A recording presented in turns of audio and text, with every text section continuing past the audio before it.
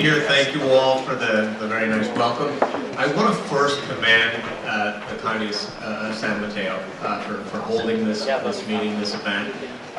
Believe it or not, you guys are the gold standard in California, the leaders in terms of fostering a community support for accessory dwelling units, and you should be commended for that.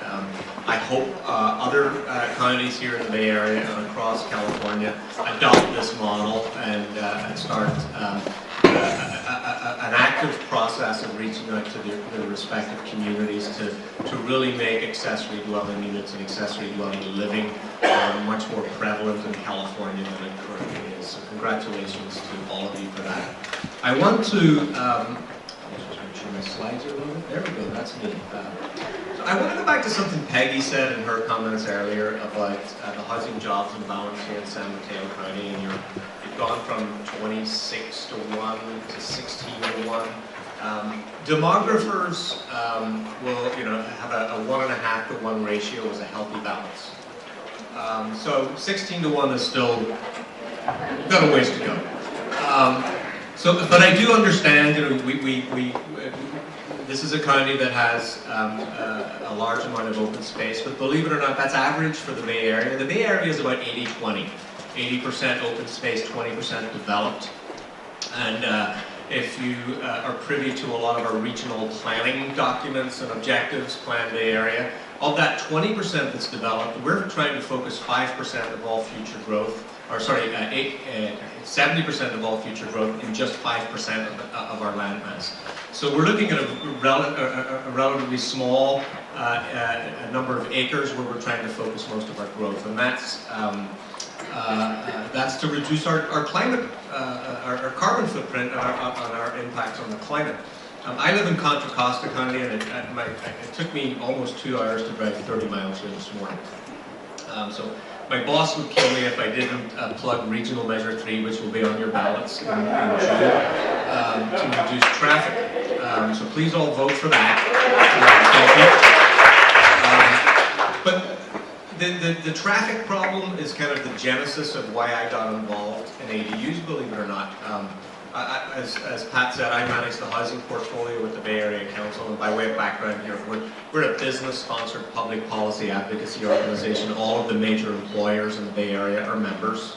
These folks right over here are members at Oracle, and a lot of the large employers in San Mateo are members. And they task us with working on the big challenges of the region to make the region sustainable, to continue our economic success in a sustainable manner. We're not growing, as you can see, 16 to 1, not sustainable. We have to be able to grow and accommodate economic growth in a sustainable manner, because the alternative is really not anything any of us wants to see happen. That you're either growing or you're shrinking, and recessions, by and large, are painful for more people than accommodating growth in a sustainable manner. So we should be making that our goal. So getting back to transportation as the genesis for my involvement in accessory dwelling units, my boss was yelling at me, as he does a lot, about the housing crisis and the price of housing, and what are we going to do to solve this problem? And I've been spending most of the last 10 years at the Bay Area Council, going to city council meetings and advocating on behalf of large multifamily developments, affordable and market rate, and with minimal success. Those things are really hard to get approved and even harder to build. And so we've been, as a region, if you're familiar with the regional housing needs allocation, we've been in the last couple of cycles a little over 50%, and I would argue that the RENA numbers are artificially low, compared to our job growth, as you can see. So we're really not anywhere near where we need to be, and nor can we get there by building permitting and building large multifamily type product. That's really important. I'm going to continue spending, much to my wife's chagrin, spending too many nights at city council meetings getting yelled at, but that's going to be a core part of my job. But my boss said there's got to be another way. There's got to be another way where we can meet our housing needs without constantly running into the buzzsaw of trying to get these big projects approved.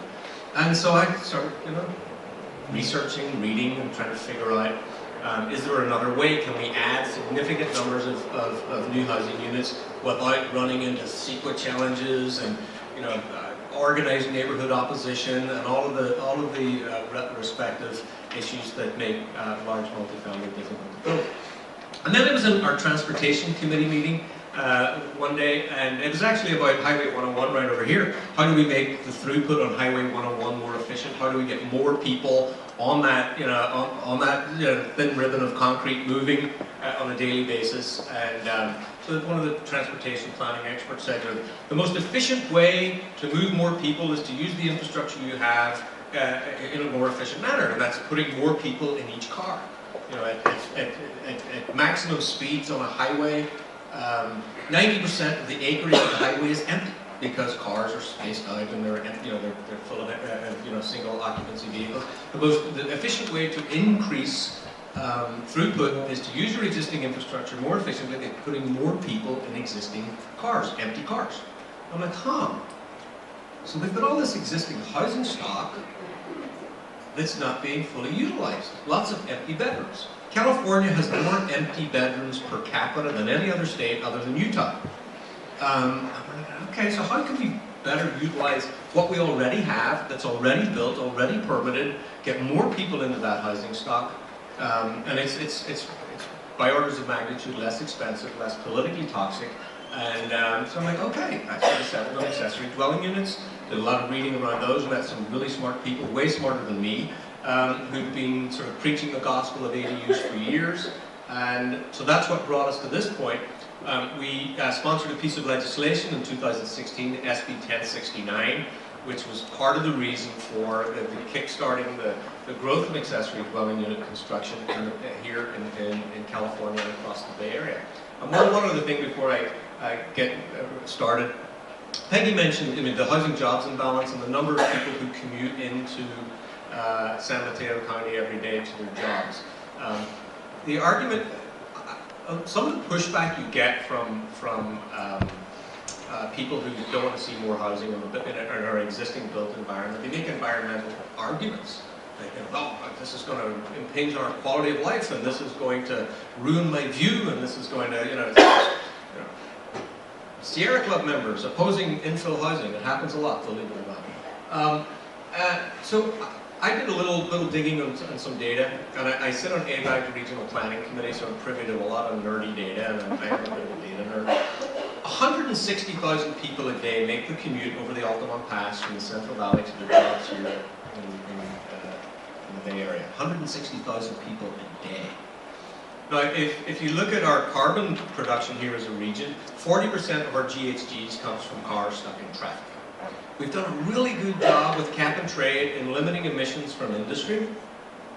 We've pretty much wrung that piece dry through efficiencies and cap and trade and other mandates. There's not a lot left we can get out of the refineries. We have the cleanest refineries in the world, the cleanest gas in the world. If we think we can keep beating up on the refineries to get us to our GHG reduction targets, we're sorely mistaken. And Thomas Friedman said it best, if you've ever read Hot, Flat and Crowded. He said, we're having in terms of, with respect to climate change issues, the liberal parts of the world are having a green party. It's all great, everything's good, we're buying Priuses and we're separating our garbage, and it's all good, nobody's feeling any pain.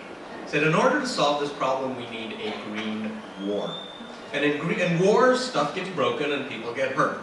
And I think what he was referring to, particularly as it relates to the Bay Area, is we're not making the tough decisions on the 40% of greenhouse gases that come from cars stuck in traffic as it relates to planning and zoning. We're not making the tough decisions to add more housing to places where it needs to be next to transit in urban areas because we're more concerned about the quality of our lives and that extra car parked on this cul-de-sac will we hold and the character of our neighborhoods. These are the types of green wars we need to be had. If you are an environmentalist, and I presume most of us believe that it's the challenge of our times, if you are an environmentalist, you have to support housing, more housing in your community, in your neighborhood. It is the challenge of our times, and it's the only way to get that 40% down to 20%, 10%, because we're not doing it, we're not going to get there by separating our trash even better. So I addressed the environmental issues, hopefully. Lower costs. These are affordable by design. A report came out this week. San Francisco has the second highest construction costs, residential construction costs in the world. Now, a lot of these are good regulations. We have earthquake safety and Title 24 energy efficiency. I would argue that's probably a little too extreme. We have union labor, and we have ADA, and we have all of the different, if you're a developer, you know the checklist, you know the cost stack. We have mitigation fees for X, Y, and Z. It's incredibly expensive. ADUs don't, for the most part, have to go through all those hoops of fire, so they're much lower. And if you look at other rental markets across the country, they tend to rent, even though they're not rent controlled, they tend to rent at about 30% less than a comparable apartment in the same community. So they're affordable by design. These are affordable housing units. Invisible density, again, there's probably one on your street that you don't know about. There's 1, 2 homes away from me and where I live, and I didn't know it was there until I lived there 2 years. And then, of course, it adds income to homeowners. One of the earliest supporters of our bill, well, 2 of the earliest supporters were AARP and the Green Lining Institute. And again, for reasons that they wanted, AARP, one of their principal objectives as an organization is to try and have more seniors age in place, because the data that they have is that seniors who age in place live longer and have a better quality of life than going into assisted care. So ADUs actually create a revenue stream for seniors who might be house rich and cash poor. They're living in that large Prop 13 protected home with 4 empty bedrooms, kids have all flown the coop. But they're maybe living on a very restricted income, on a pension or Social Security. They can convert some of those unused bedrooms and a bathroom into an internal ADU, a junior accessory dwelling unit, or some of the backyard square footage into an ADU that they can use to generate income. Even better, there was a great story in the San Jose Mercury News last week, and if you go on their website, there's an even better little video. Steve Vallejos, who's the developer of that project, here at the back of the room. There was a story of a senior citizen, a lady whose kids had left the Bay Area. Daughter wanted to move back with her husband and kids, but couldn't afford it. Sticker shock. Hello. But so they built an ADU in the backyard. Grandma moved into the ADU, and that home was then turned over to a family that was designed and built for.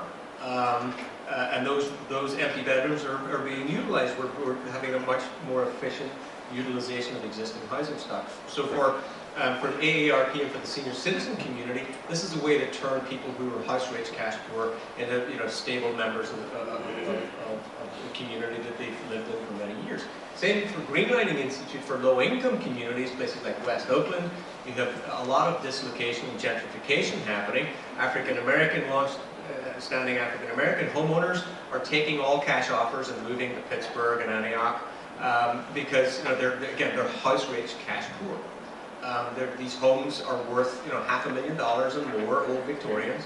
But what if you give that homeowner the option of you can stay in your community, you can build an accessory dwelling unit, you can generate rental income, and you can stay and be part of a stable community that you've lived in for most, if not all, of your life. So these are the types of people. This is work done by Karen Chappell at UC Berkeley about the types of people who end up renting ADUs. So you're looking at a quarter, family and friends. The homeowners, that's the senior citizen, the lady I told you about. Strangers just going on the open market, and then a small percentage are used for home offices or studios, of course. So the flexibility. We had a discussion when we had our 10-minute break about the importance of flexibility for homeowners. We're living in an era that's, that you saw that Cole showed that the nuclear family is no longer the norm. It's the exception. And so families we're seeing a lot more multi-generational living, particularly in Asian and Latino communities. Multi-generational living is much more prevalent. But people still do like their independence. So being able to subdivide both lots for housing uses and existing single-family homes is helping multi-generational living and more adaptability of existing housing stock. And then car ownership. When we did the research for our bill, SB 1069, we were looking at what are the principal impediments that homeowners are telling us is the reason why they're not building accessory dwelling units. The two principal ones were exorbitant utility hookup fees and off-street parking mandates. So basically what our bill did was it said if you're teeing into the existing utilities of an existing single-family home that paid those hookup fees when the home was built, and as Cole's data showed, that the existing resident load is much lower than it was 40, 50 years ago when the home was built. It makes no sense. You're not adding any additional capacity load to the existing systems by adding an ADU, by adding a little independent living space. The same number of people are living in the home at the end of the day as the home was designed for. And the same with car ownership. We're entering an era where cars are not the necessity that they were 10, 15, 20 years ago. There's a rite of passage, 15, 20 years ago. As soon as you were 16 or 17, depending on what state you were in, you were off to the DMV to get your driver's license. I work with a bunch of millennials in my office, and none of them have driver's licenses. They use car share. To them, a car is a bill. So we're entering an era where car share services are going to be more prevalent. People are not going, the two-car family is going to be much like the nuclear family, a thing of the past. People may have one car and use car share services, or in many instances, no cars whatsoever, and we sign up for a membership of the car share program. So this is, we took a look at some of the research that we did, and we looked at what is the capacity, what is the potential for ADU uptake if we get the law right. So again, this was work that Karen Chappell did, primarily in the East Bay, from Oakland, Berkeley, north up through El Cerrito. She did a lot of surveys there. That's where she lives. And 31% of homeowners interviewed, just in a flat survey, would you consider building one of these?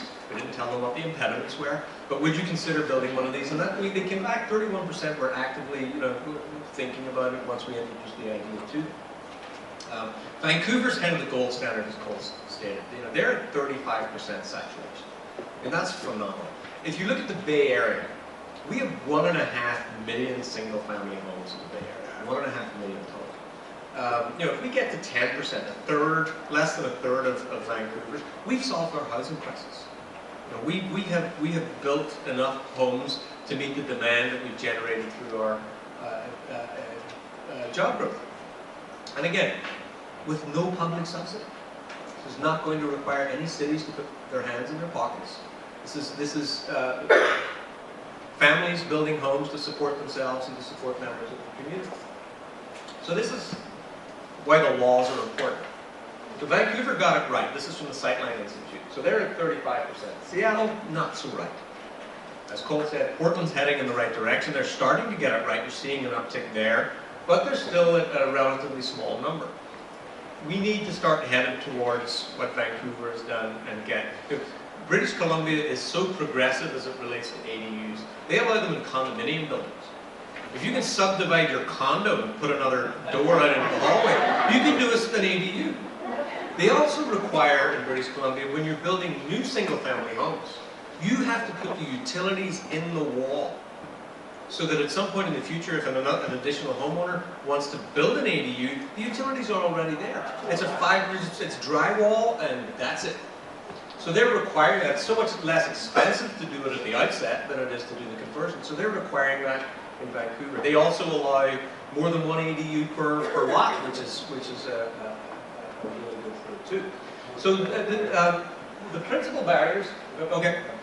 You can give him the hook. Never give an Irishman a microphone and tell him to keep on time. So very quickly, these are the impacts of getting the regulations right. So if you, this was pre-SB 1069. These were the number of lots that were feasible for ADU construction in El Cerrito with off-street parking mandates. If you remove the if you remove the off-street parking mandates, look at the number of lots that are suddenly available for ADU construction.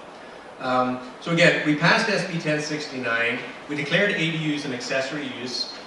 Accessory is a really important word legally because it's an accessory use to the existing single-family home. It's not under state code a new home or a new residence, or so it's accessory to the existing use. So you can then say, no, I'm sorry, you can't charge us all these fees that you charge new home construction because this is really just an accessory use, much like a home office to the existing single-family home. We also get rid of sprinkler requirements that are, if you build a duplex, 2 homes on 1 lot, sprinklers are required. Again, it's an accessory use. If a single-family home doesn't have sprinklers, the accessory dwelling unit does not require sprinklers either. So this is fees. Getting the fee structure right is really important. This was data collected by Rachel Guinness from Lily Pad Homes in Marin. So this is for a 750 square foot ADU, and you're looking at a fee load of almost $32,000. That needs to be addressed. And in our upcoming legislation this year, SB 831, we'll all look it up and I'll be expecting lots of letters of support. We're pretty much saying that mitigation fees you've got to zero out. Because if you look at your standard ADU, who lives in it, their studios are one bedrooms. Kids are not going to live in them. It's going to be young professionals before they have kids and then move into the big homes. So why should we be charging these school impact fees? Kids are never going to live in that unit. The impact fees are supposed to mitigate for the cost, for the need generated.